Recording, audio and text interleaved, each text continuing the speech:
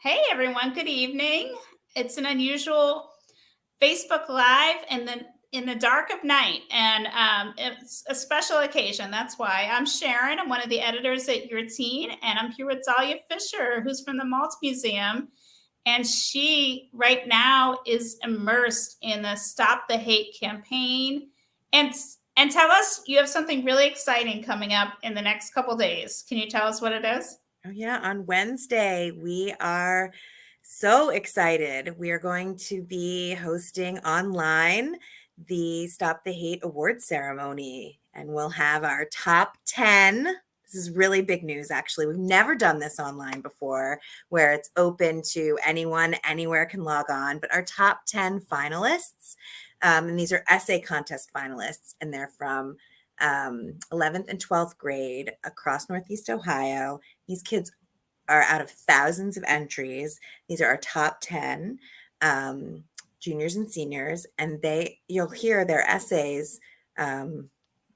You'll hear them. You'll hear everything they have to say about their efforts, their stories in combating hate, standing up against adversity, and what they're doing to be the change they want to see in their communities. They're incredible kids. They give you hope. I'm not It's, kidding. They give you hope for everything that you feel like, oh my gosh, the news, I'm going to turn it off. I can't take it. You listen to these kids and you're like, we're going to be okay. Everything's going to be okay. These kids, they are amazing. That is so exciting. And that's exactly what I was thinking. I mean, this is the good news, the hit of good news that we really are Yeah. needing lately. But maybe we should back up. I know Okay. all about Stop the Hate. You know about Stop the Hate. For our viewers who may not know what that is, can you explain it? Absolutely. So we're in our 14th year, and the Stop the Hate program is the flagship program of the Maltz Museum of Jewish Heritage, and we're located in Beechwood, Ohio.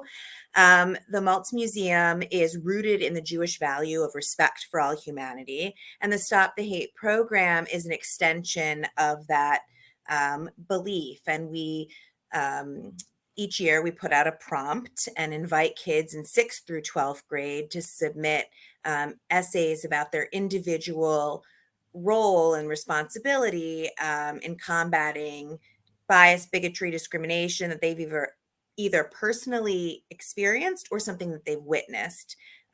Reflect on it and then describe what they've done to stand up and speak out against it.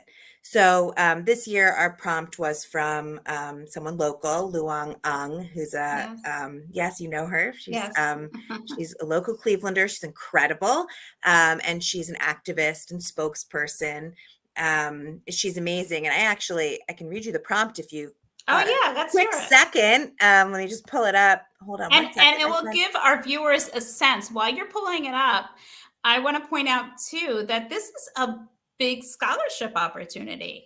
Yeah, So yeah. there isn't the top scholarship $20,000. The top scholarship for our top 10 kids that we talk about, Yeah.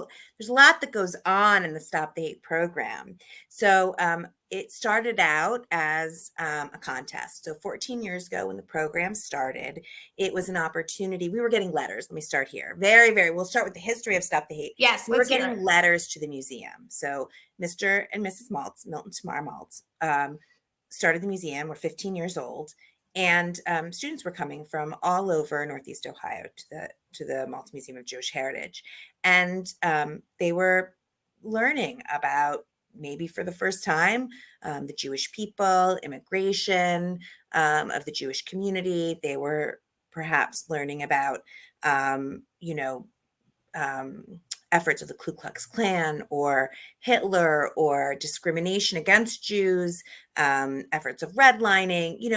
These are serious issues that minority populations, not just Jews, face early in their, early in the process of coming into the United States or into Cleveland, is discrimination across the way. So, but here we're talking about, in our gallery of the American story, we're talking about the Jewish experience of immigration and then building a city and what it's like to assimilate and try to navigate through a community, and what happens with education and language, and and and working together within a space of other community members so that you all thrive, you connect so that you all do better when you all do better, right? That's a Paul Wellstone quote. Anyway, they started getting letters from students all over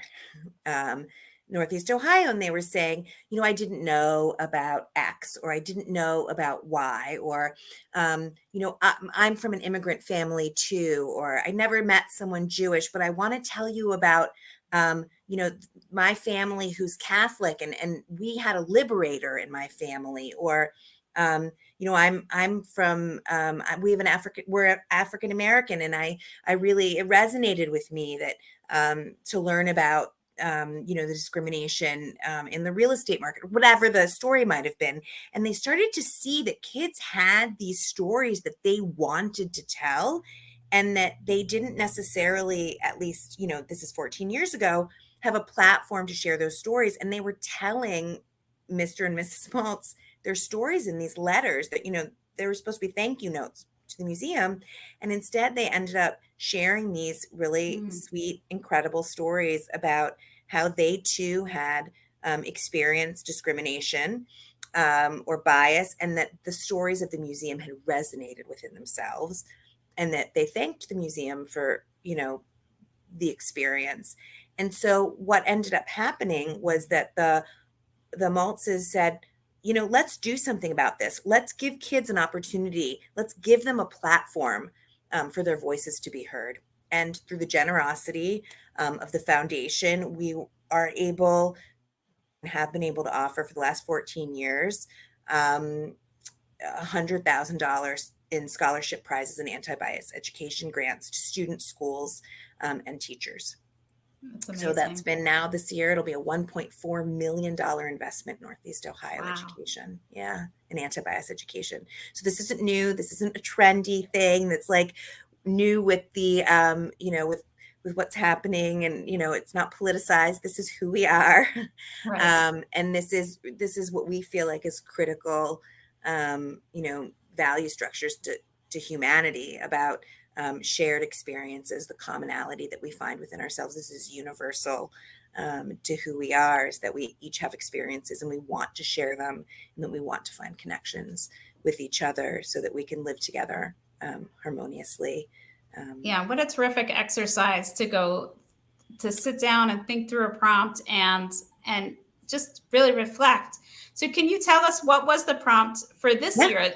The one Yeah. that you will have the award ceremony for on Wednesday. We're going to find out who wins. So here's the prompt, and this is from Luong Ong again. She's Cambodian-born human rights activist, author, and Cleveland resident. And she famously said, "Courage is when you dare to be yourself in whatever ways you want to be, to not be afraid, to just do it." And so this was the prompt that students were given, and they can use the prompt, they can not use the prompt, but courage does seem to be very present in a lot of the essays that rose to the top this year. And certainly these students are very courageous in their essays, and the kids come from all walks of life. But I will point out that our top 10 finalists all happen to be women. Wow, Yeah. that's super exciting. Yeah. Are we hearing this for the first time? Are we getting a special preview, or is that Well, no, we're at the finalists' names, and Oh, they are already public. know. Yeah, no, they know they'll be there. But it is interesting, it's not every year, and certainly some years, gender identity is a topic that's being discussed, and this year, there are definitely body positivity questions. Menstruation is a topic this year for the first time. That's new. But it's we don't always have all women on the panel, and but I can tell you that every year, pretty much every year, there's a women in STEM issue, and the battles that these young girls transitioning into women, going into the workplace, facing what they want, thinking about what they want to do with their lives, and the experiences they've had through school. That's pretty consistent since I've been here in the last 5 years. We really hear from them and say, I have to fight. We have to fight our way through to be accepted by in the classroom, by our peers, sometimes by our teachers. And that's a really interesting thing that, I don't know if I would have thought about it as an adult now, looking back. But now it's really on my radar because every year we hear about it from these young women. That's fascinating. Mm-hmm. So I would love to share how we can read the essays, hear the essays, attend the awards ceremony, and see these amazing kids. What can we do to learn more? Please, I hope everyone everywhere, even if you can't make it, registers online at our website. It's maltzmuseum.org. There's a big banner on the front page. Click it, register. Even if you can't make 7 p.m. Wednesday, April 13th, you will receive the link in an email following the ceremony, and you can watch it on your own time at a later date. So it is going to be recorded. There's a live Q&A at the end of the ceremony.